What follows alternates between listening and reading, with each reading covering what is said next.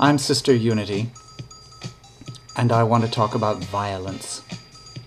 In the country, particularly here in Los Angeles, there have been a wave of anti-gay violent acts. 2 lesbian women were shot in a park in Texas. Here in Los Angeles, there was an anti-gay stabbing in Echo Park of 2 men.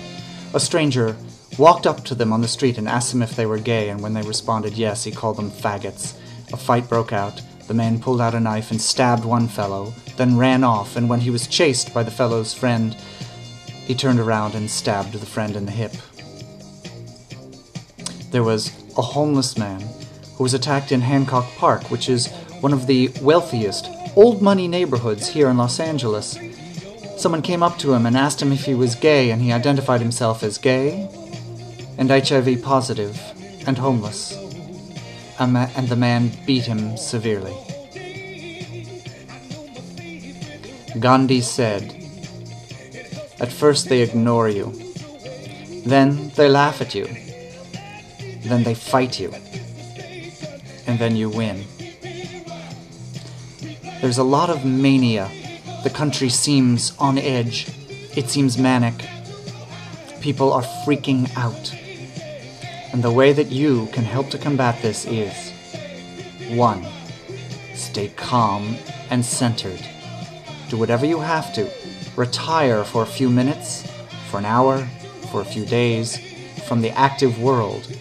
Get quiet and calm. Go into your heart. Find your own strength and peace in just being yourself.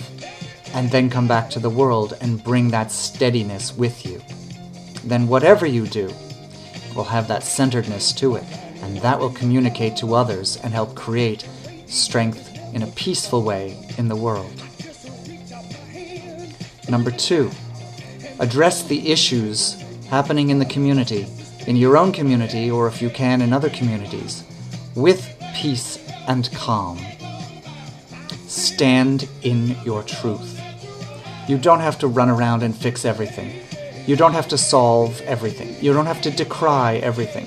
You don't have to pull your hair out on YouTube and Facebook about everything. What you do have to do is speak or type with a calm, clear voice, reminding yourself and others what is true and what is not, what is acceptable and what is not, what is appropriate and what is not, what is just and right and what is not. Put it in clear and simple terms and speak from your truth and from your heart. Make it brief so they can understand it, all in one gulp.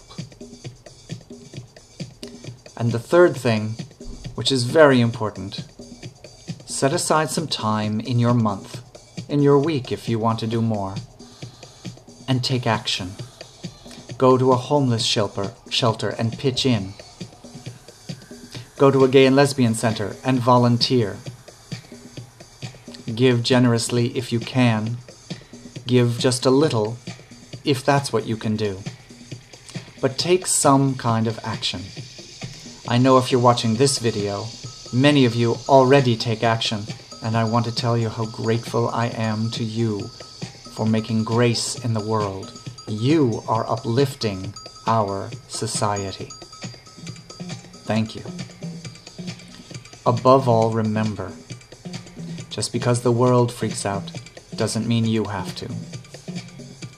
Steady and strong, why don't you organize neighborhood watches, or a vigil, or a protest, some response to the violence, where you go out with people who agree with you, people who love peace and acceptance, light candles, sing songs, walk the streets to make your presence felt so that all people, gay, straight, black, white, brown, yellow, and red, men and women, know that you are creating space in your community for peace and safety, free from violence, and those who think they can get away with bashing a fag or putting someone down will have to think again, because they will see before their eyes that this is a community that is response-able.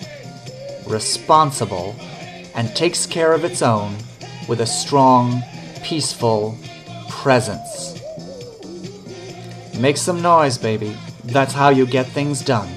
Change is caused by strong, centered, peaceful people making the noise of truth and justice. I am with you in spirit. Let's go out there and clean up our world.